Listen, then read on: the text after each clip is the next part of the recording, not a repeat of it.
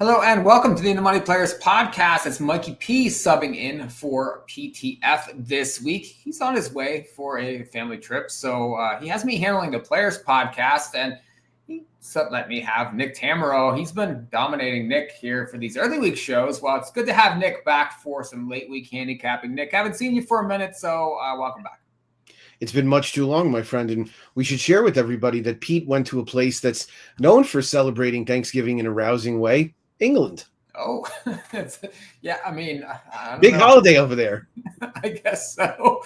Well, this segment is brought to you by twinspires.com and their contests. And if you go to twinspires.com and their tournament page, you can check out a lot of their contests. I was in a contest this afternoon there for Churchill and a qualifier for the Clark Betting Challenge. Had 45 entrants on a Thursday on a sloppy track at Churchill. So lots of big contests this weekend. If you go to twinspires.com and check out their tournament page, you can see some of the qualifiers. And if you look here, $200 Churchill bonus feeder for Friday. There's Fairgrounds feeders. You have Churchill $500 CBC qualifiers on Saturday. There's Charlestown tournaments, Aqueduct tournaments. So lots of different racetracks, different price points. Go to twinspires.com. Check out those tournaments. And I've been playing in them, Nick. I'm not sure how much. You probably can't play because of your affiliation with TwinSpires, but these contests really are awesome on TwinSpires. It's something that I've attached myself to, and I think that other people should as well. It's certainly a place that you can find some value. No, totally agree. Yeah, you're right. I can't, being a quasi-employee of TwinSpires, but the platform's great, really easy to use. The other thing that I would say on the topic of tournaments is that they have a variety of different price points, so that, if you're somebody that might feel a little uncomfortable going in for $500 and betting $250, maybe you're more of a hacker and a weekend warrior type that's only going to put 80 or 100 into a pick five or so and kind of stab away. That's fine. There's some $70 events or some $100 ones. What it will do is it'll really help your acumen for bigger contests if you start playing some of these lower denomination ones. And what you'll get more comfortable with, because really this is the biggest obstacle for anybody getting into live money tournaments, is you'll be comfortable betting all your money at once, because you have to do that in order to have any success whatsoever in live money betting tournaments. And so it gives you kind of a pathway to start doing that. And it's been a big growth area for them, and I'm thrilled that they've enlisted us at the network to help them build up some of the following here, because it is well deserved. Yeah, and it's doing much better. And we certainly saw the BCBC. I was out there at Del Mar, and I think they had like 80 people play on TwinSpires for the BCBC, which, I mean, with 700 players, I mean, that's well over 10% in the field there playing on TwinSpires. A lot of them qualified via TwinSpires. So we could see they haven't been in the contest that long. It's been a little over a year there, I think, on the platform. But just like I mentioned, you get a Thursday contest, a live money contest, where you have 45 entrants in a $200 contest. You can tell that they are popular, and lots of people qualifying for these bigger tournaments. Certainly the majors. You got the Clark Betting Challenge coming up next week. It's a place that I want to be, and I'm really enjoying these contests. So definitely appreciate TwinSpires. Go there and check out their tournaments. Well, Nick, we're going to look Churchill, and we're going to look late pick five for Saturday. I'm not sure. We'll just real quick. Last week, did you watch that Claiming Crown card? That was a fantastic card of racing at Churchill.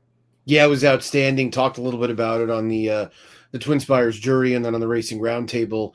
And we have a tremendous day of racing, obviously not for the faint of heart with some of those big fields. So hopefully anybody that got involved was able to do so unscathed. And the Claiming Crown races followed a really, really terrific performance from Shred the Gnar in the Chaluki, who came back from a layoff to win in really nice style. So it was a nice day of racing. And obviously the racing in Kentucky, we can go on and on about it, Mikey. It's gotten to be so good. And the fields are deep and competitive, and winning there, it seems like, is any race seems like winning a stake race.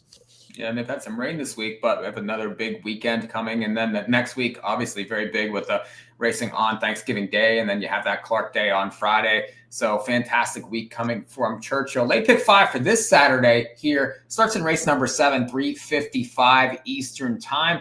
And we start on the dirt. We start with a beaten claiming $30,000 race, Mount is 16th. Nick, I thought this race was pretty difficult. Most of these claiming type races are difficult. So Do you trust the 5 here, manage expectations? I do think a lot of the money might flow through this one, or you prefer someone else? Yeah, I mean, as a rule, I like to take more of a negative viewpoint on condition claimers moving up off of a win. And this horse was dropped to 20 last out, delivered as the 3-5 favorite. But, looking back through that field, I mean, it wasn't much. It's a 2-life claimer, so you're not exactly expecting a ton of top-notch performers, but that was a pretty weak group. The other thing, Mikey, was that the horse didn't really run any faster because she kind of ran the race that she'd been running, and it looked like one of those situations where she just caught the right field. Mm-hmm. And, those are the types you want to be careful with, I think, moving forward. Now, first off, the claim for Eric Foster, who's a smaller-time barn than Paul McGee, certainly, who he took this horse off of, but he's capable off the claim. I ask you, though, is this horse any more likely to win than the 6 Ms. Malice, who kind of looks to have similar type form, and why would you want to take an appreciably shorter price on one over the other? I was a little interested in the 4 Ladon, who had a poor effort last out at Keeneland, admittedly, but one of those races where I think the rider sort of kind of called it a day early on with this horse and didn't really press her too much in the closing stages of that race. So I thought she was deserving of another opportunity, second off a claim. She was 16-1 that day. That was a considerably better race than this one. And I'll use both the 5 and 6, the recent 2-life winners. I don't have an argument with either one of them, and hopefully try and get out of this race alive with one of those 3. I'm curious your thoughts on the 2. I had that one too, as the horse's name, 10-1 morning line there, but was racing at 1X races at Del Mar, and then showed up at Keeneland in an allowance 3-life type race, and that was, I would say, a tougher race. There was some trouble in that spot there. So this one here has some back lines, some back numbers, and has a race, a couple races at Churchill where has raced fairly well, 2 seconds and a third and 4 starts. You think this one, I know, is going to be coming from off of it, can maybe get back on track versus these? Yeah, just needs to get some pace, right? I mean, she is very pace dependent. I will say this, at 10-1, she's very interesting. I mean, 10-1 feels like a really generous price.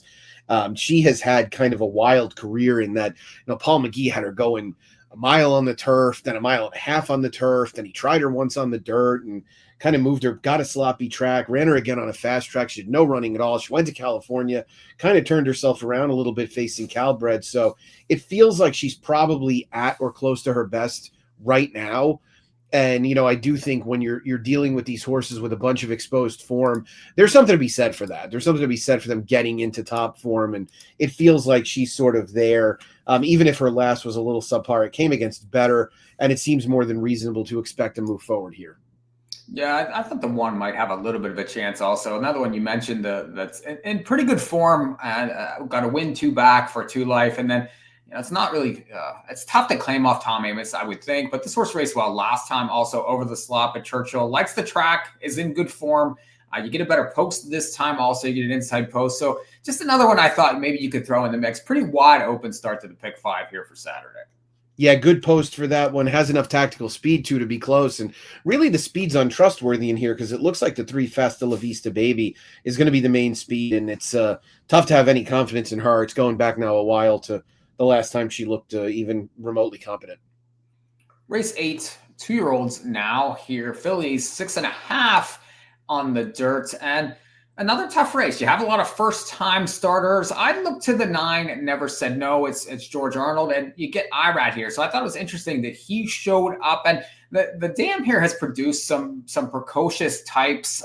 I do think that this one could be interesting here. This one is Spielberg actually came out of this dam. They paid $1 million for that one.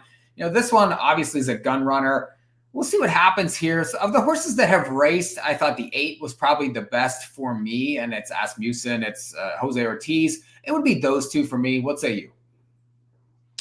Yeah, no argument from me. I thought the one off the payroll looked a little interesting. None of the siblings are particularly excellent horses, but you don't often find a dam that's 10 for 10 with her progeny, and that's the case with off the payroll's Dam Internal Affair. Independence Hall progeny have been better as time's gone by, so it's not going to shock me if this horse ends up needing a race. I thought the 2 on Cheryl was a little interesting. This is an Alba homebred and a horse who's kin to Taylor's version, who's a horse that won for Dale Romans at the spring meet. I thought that there was a little bit of appeal there. the experienced runner joke maker, I don't want to make a big case against this horse. Obviously, she's run well enough to win this. I just wish she had taken a step forward kind of at some point in time, and she really hasn't. And I agree with you. I thought Never Said No was interesting. This is a good damn side, as you alluded to. And obviously, Irad getting here, it has to be considered a matter of some significance. There isn't a Brad Cox horse in it, so it's a little bit easier to understand as Irad's riding first call for Brad, but it's clearly a good sign. And Gunrunner progeny are 19% first out. The dam here was three-time winner herself, 3 winners from as many to race, including Spielberg, as you mentioned. So I think as far as numbers go, I'd be on the 2, 4, and 9 ultimately to try and get through this leg. Race 9, 2 life claimers still on the dirt here. They're going 7 furlongs, Nick. Another race that I thought you could get spready in. I'm a little bit lighter on the last couple races, so I thought you could spread out a little. What's your thoughts here? Yeah, I agree. I thought you could cover a lot of bases here for sure. I mean, I kind of wanted to use the 1 Thunderhawk back off a layoff for Peter Urton, who's good with fresh horses. I thought the 5, the Chalk, was a little interesting too. Took a real step up last out, breaking his maiden first off the claim for Steve Asmus. And that was during a stretch when Steve's barn was really rolling. I thought the 8, Good Lord, had run races that were good enough against better competition. I wondered if the 10 might be a horse that's capable, but I don't love Jesus Esquivel taking a horse off of Mike Maker, and I wanted to use the 9 timing difference as well. So yeah, I was very, very deep here in addition to you, and really didn't have a lot of confidence in pretty much anyone for that matter. Yeah, I was similar there. I thought the 9, that was my top pick there. Just, the grass race, if you throw that out, this horse looks a lot better here on paper. Broke the maiden for 75 in New York. I mean, that was for Chad Brown. Then showed up here, and I thought raced well on the dirt, and then tried the grass, and really that was no bueno. But back to the dirt here, probably back with the friends. I thought that one had a look. And then you mentioned the 8, I think is worth a look. I think the 7, Riddle Solver's another one. It's a Norm Cassie claim. You get Irad. So there's things to like on the human side there. So I just thought one of those races, and then you have Linda Rice, who reached in for 80,000, that owns this one on the 6, Comes a Time, now in for 50. Now those aren't really my types, but the fact that anytime Linda claims anything, and then the purse here is substantial. I mean, they're going for 76,000, so it's not like that. It's all that crazy to drop to this level here. Maybe she doesn't claim that many here. So it's just another one on connections in a race that I think it could go a lot of different ways. Yeah, she's likely claiming this horse ultimately to bring him to Aqueduct for the winter, and has to run him back in Kentucky. I think is part of the. I think there's a rule that if you bring him back in the first 30 days, it has to be in Kentucky. But yeah, I mean, this is a horse with back form as well. Claiming off Brad, nothing easy to do. But Linda is as astute a claimer as any that we have in the game right now. Race 10 is the stake here, and it's for 3-year-olds. We need another 3-year-old stake race on the grass. It's the Commonwealth Turf Stakes, another wide open race. You have a lot of allowance type horses that are showing up in this race. They're in pretty good form. I think Giacosa is going to take a lot of money off that trip last time. Just raced really well. He broke terribly. Was roughed up in that trip, and he still kept coming late. Couldn't catch Troubleshooting, couldn't catch Tenacious Leader, who are both very nice horses, and Troubleshooting shows back up in here. But I think Giacosa, if he gets a better trip, he probably can't get a worse one. He's going to be finishing in a race that's full of speed. And then I don't mind Troubleshooting. I think he can win back, but I thought Montador had a look. I know he got a perfect trip last time, but I mean, this horse really, he could have necessarily won 4 in a row. He got DQ'd out of the one maiden special weight win at Colonial. He won at Kentucky Downs. He just missed the Tenacious Leader where he didn't have the best of it. And then he got a perfect ride last time, but he was never losing that race. Sidham is hot. I do think that this horse shows up and could improve.